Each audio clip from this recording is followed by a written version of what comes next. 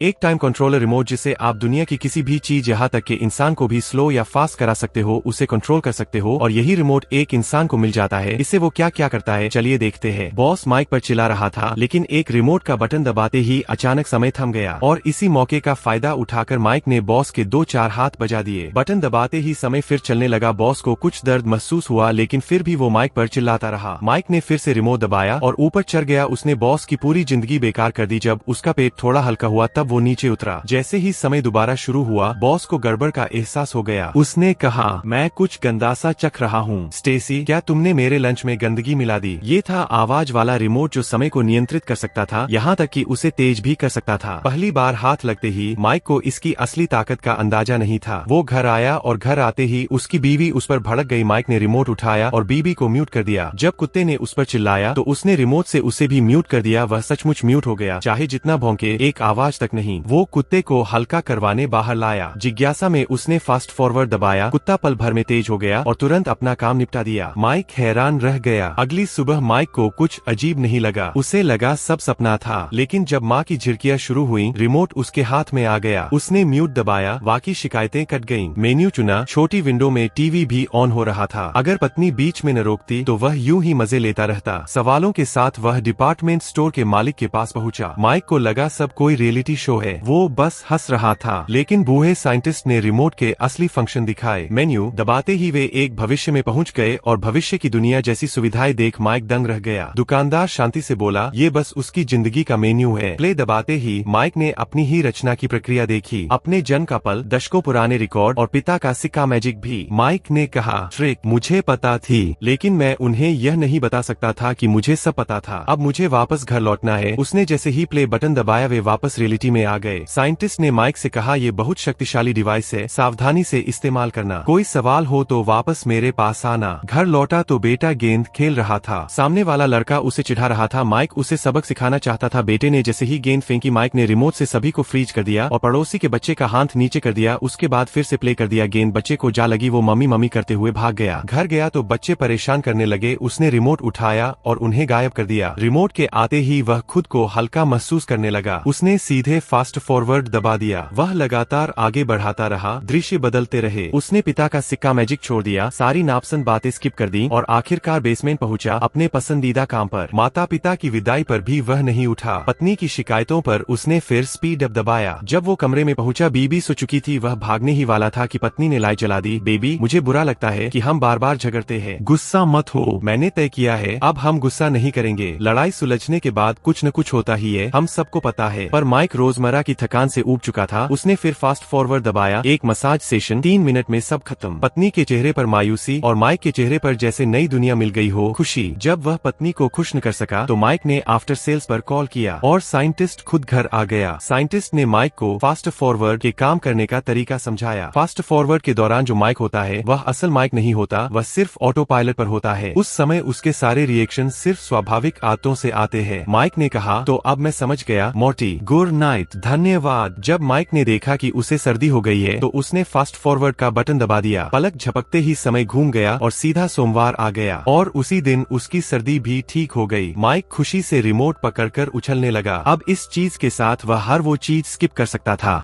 जो उसे पसंद नहीं थी, यहाँ तक कि उसका काम भी अपने आप पूरा हो रहा था। नहाने धोने में आलस आया, उसने फिर से फास्ट फॉरवर्ड दबा दिया। अगले ही पल वह तेज चमकदार चेहरे और ताजगी से भरा हुआ दिखने लगा। बेटी को किस करके वह कंपनी के लिए निकल पड़ा। रास्ते में एक अश्वेत आदमी अपनी नई कार दिखाकर शोर मचा रहा था। माइक ने म्यूट बटन दबाया, सारी आवाजें गायब। वह आदमी हाथ पांव मारता हुआ बिल्कुल सर्कस के जोकर जैसा लग रहा था। एक और फास्ट फॉरवर्ड दबाया। माइक मानो उड़ ही गया, लेकिन जहाँ धीमा होना जरूरी था वहाँ उसने रुकना भी सीखा। खुद को और फ्रेश दिखाने के लिए उसने स्किन कलर एडजस्ट किया। काफी देर ट्राई करने के बाद माइक ने एक हेल्दी गेहुआ रंग चुन लिया। अपनी सीट पर पहुंचते ही उसने फिर से रिमोट निकाला और शरीर रेशियो बदला। बॉस अचानक बहुत मोटा दिखने लगा। फिर एक बार दबाया, फिर एक बार। बॉस अब सुअर जैसा लगने लगा। हंसी रोकते हुए माइक ने लैंग्वेज मेन्यू दबाया। बॉस अचानक रूसी बोलने लगा, फिर अचानक गालियां देने लगा। इस एक्सटेंशन की मदद से माइक को जापानी क्लाइंट की सारी बातें साफ साफ समझ आने लगी। वे होटल का डिजाइन तोड़कर ज्यादा ज्यादा कमरे बनाना चाहते थे ताकि मुनाफा अधिक से अधिक और जितनी जल्दी हो सके कमाया जा सके। माइक ने बॉस के सामने ही फाइलें फाड़ दी और क्लाइंट की मांग के हिसाब से डील पूरी कर दी। उसने एडवांस बोनस निकालकर बच्चों के लिए गिफ्ट खरीदे। 30,000 का बैग भी बिना सोचे समझे ले लिया। मुंह में सिगार दबाए उसका पूरा चेहरा चमक रहा था। मुझे पता था आज का दिन शानदार होने वाला है। आज सुबह रेडियो पर वही गाना सुना जो हमारे पहले किस के समय बजा था। पत्नी ने अचानक आत्मा तक छू लेने वाला सवाल पूछ दिया। ओह कम ऑन, तुम मजाक कर रहे हो एन? माइक ने बिना सोचे पॉज दबाया। फिर वह सीधे उनकी पहली मुलाकात पर लौट गया। सारे सवालों के सही जवाब दिए और अंत में उस खूबसूरत औरत को बाहों में भर लिया। मैं तुमसे प्यार करता हूँ बेबी। फिर वह बॉस के पास गया पार्टनर बनने की बात करने, लेकिन बॉस की चालाकी इतनी आसान कहा थी। वह उसे देर करवाकर टाल देता है। उस पल माइक को ऐसा लगा जैसे उसे धोखा दिया गया हो। गुस्से में उसने पहले बॉस को कई थप्पड़ मारे, फिर उसके सामने जोरदार पाद भी छोड़ दिया। बदला लेने के बाद वह घर लौट आया।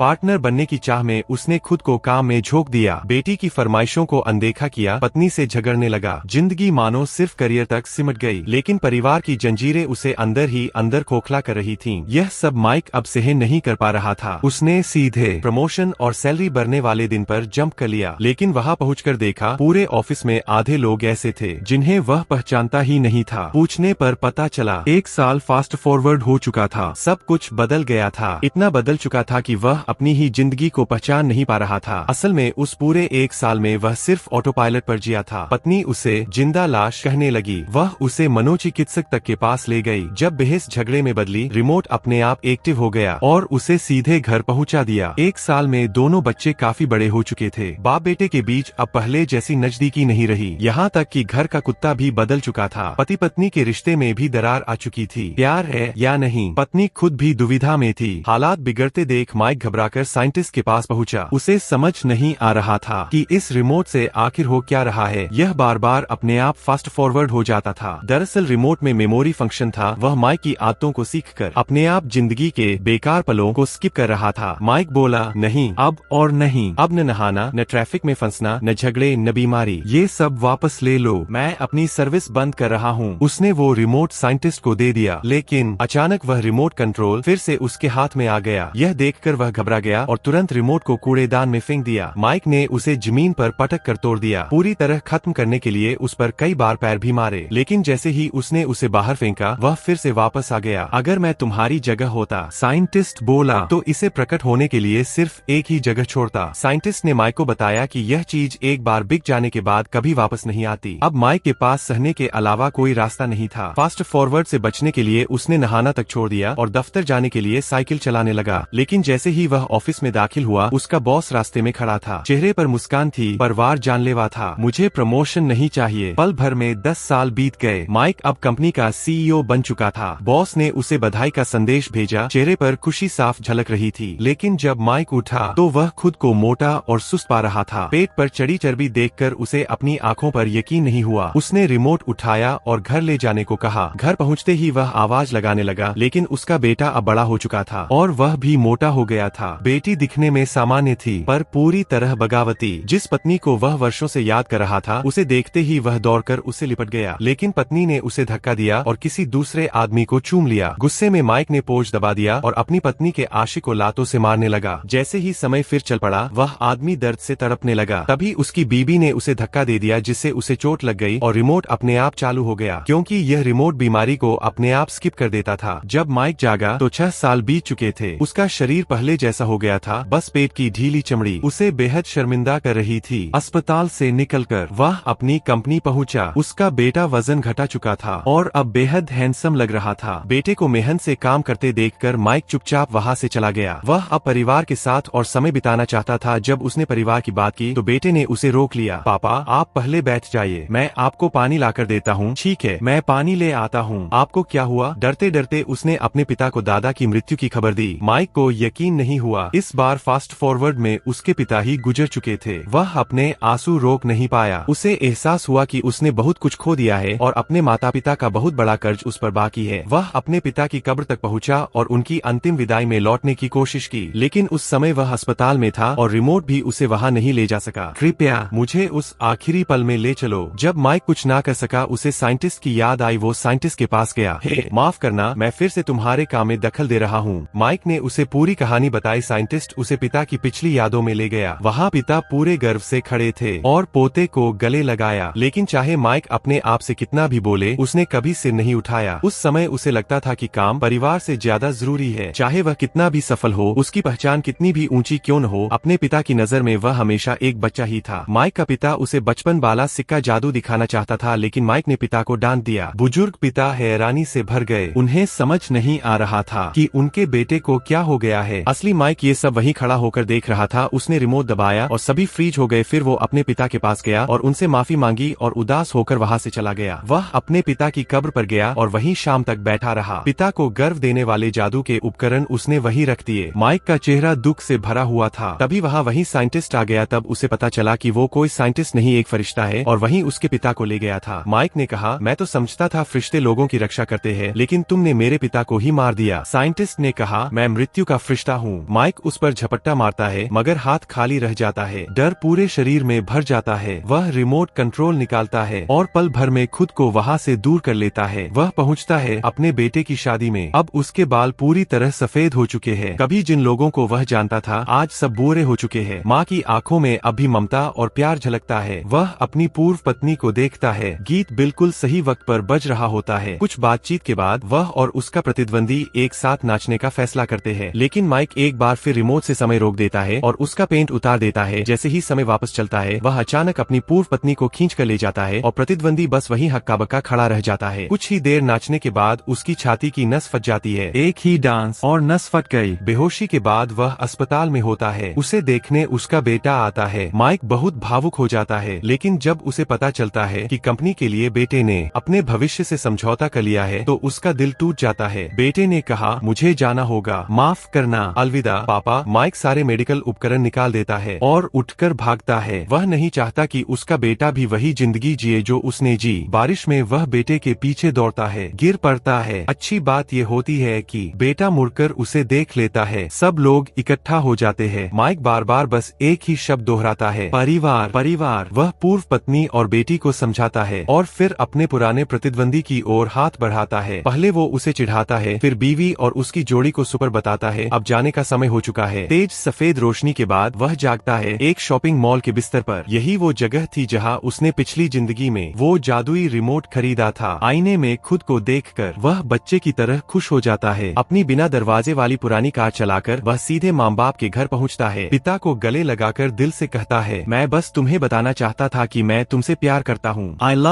love you so much। घर लौटकर वह पत्नी को नीचे बुलाता है और उसे पूरे परिवार के लिए हनीमून ट्रिप का तोहफा देता है। बच्चे अभी छोटे हैं, अब वह भरपूर पिता का प्यार लुटा सकता है। यहाँ तक कि उसने अपने कुत्ते के लिए भी एक साथी ढूंढ लिया, हालांकि वो भी शायद नर ही निकला। सब कुछ खत्म होने के बाद वह एक तोहफा देखता है। टेबल पर रखा होता है वही रिमोट और साथ में मृत्यु के फरिश्ते का पत्र। वह पत्र पढ़ता है, फिर रिमोट उठाता है, लेकिन इस बार वह उसे पूरी तरह फेंक देता है। अंतिम संदेश दुनिया की सबसे बड़ी खुशी यह नहीं कि समय को काबू किया जाए, बल्कि यह है कि समय पर्याप्त हो, मेहनत करने का मौका मिले, गलतियां करने की आजादी हो, प्यार करने और प्यार पाने का समय हो। जिंदगी बिना मेहनत के मिलने वाले चमत्कारों पर नहीं चलती। हकीकत कभी एक झपकी में सब कुछ सही नहीं कर देती। वक्त को जीना सीखो, उसे काबू करने की कोशिश मत करो। मूवी अच्छी लगी हो तो वीडियो को लाइक करके चैनल को सब्सक्राइब कर लेना। Good bye.